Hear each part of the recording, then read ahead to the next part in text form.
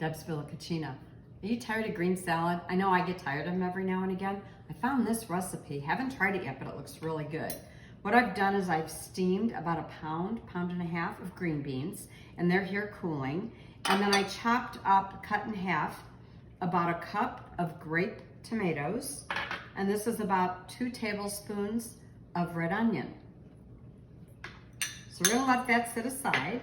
And in my blender, I'm gonna start with 2 tablespoons of lemon juice and 2 tablespoons of balsamic, a half a cup of water. Interesting ingredients. Here's a 1/4 cup of raisins, a 1/4 cup of almonds, a 1/3 cup of packed basil, and then this is a garlic clove and a teaspoon of Dijon mustard. Let's turn it on and see what we whip up. All right, it looks all blended to me.